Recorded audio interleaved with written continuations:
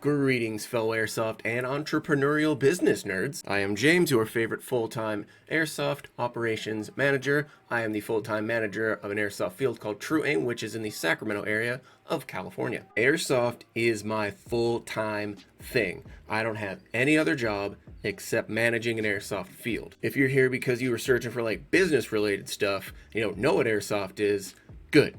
Your life is probably better without actually knowing what that is. What you need to understand is that I manage a very niche level business in Northern California, and I do it for a living. I do not have any other job. I don't work, I don't own any other businesses. I don't work any other jobs. I don't have like a 9 to 5, and then I do this thing on the weekend where this like airsoft my side hustle. No, airsoft is my main gimmick. This video is going to be part of a 4-video series where I go over my first year of business, some of the things that I've learned. I think I wrote down like 30, 35, or 40 something things. So I decided to do just sort of 5 at a time and cut out some of the ones that were kind of redundant. But there's no real like top 3, top 5. Like, no, dude, like this is a year's worth of business information that I'm going through.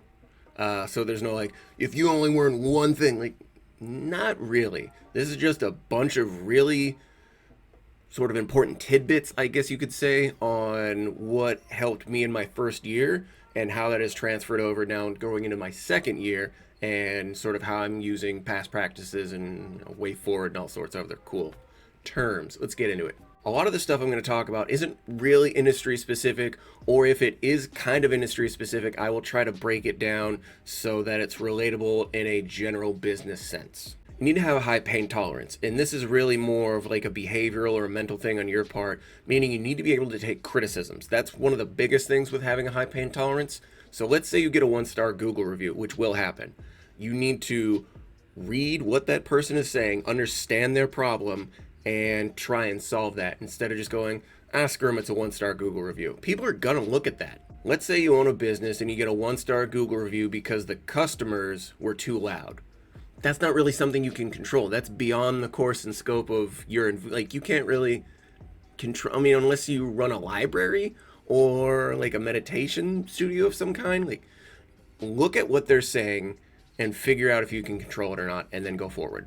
The next thing that really helped me was doubling down on my community locally, and I'm going to say abroad. So locally, in my industry, usually fields have their own community. And then, like, say you'll have like a regional community, which is like my field, and then my competitor, my buddy's field that's 40 minutes away. Like, that is part of the player community.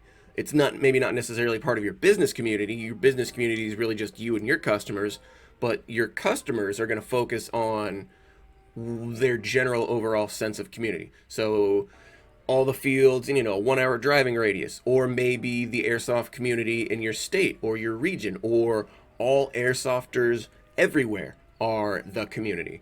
So you really need to focus on kind of community trends and standards or practices and sort of what they're kind of into, what they're not into. There would be events that I was going to host that I knew was not going to make me any money, but was going to be a hit with players.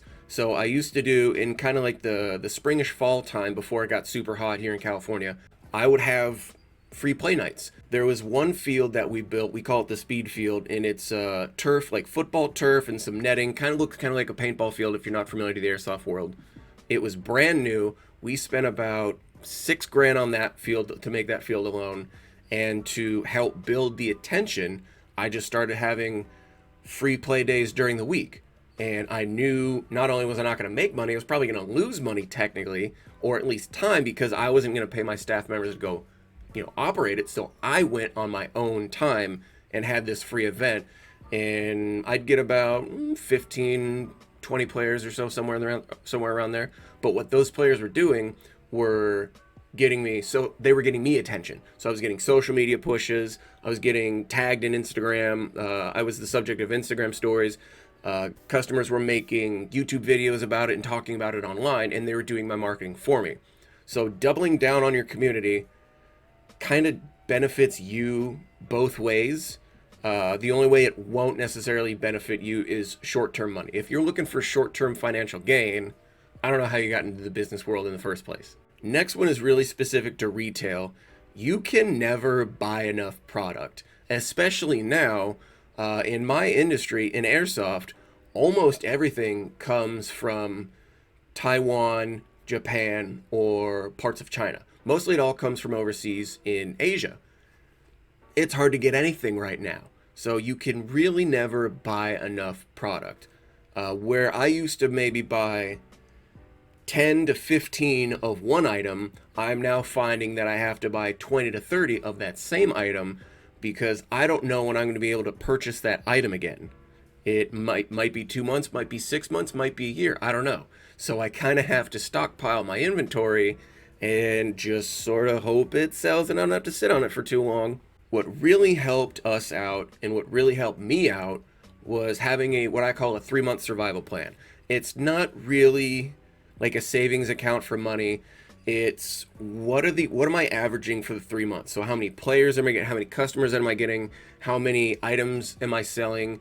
And am I able to sustain for 3 months? So if all of my distributors and my vendors had nothing to sell me, can I last 3 months until new ships come in, until the ships in the port get offloaded? Like, can I survive 3 months with what I have on hand right now?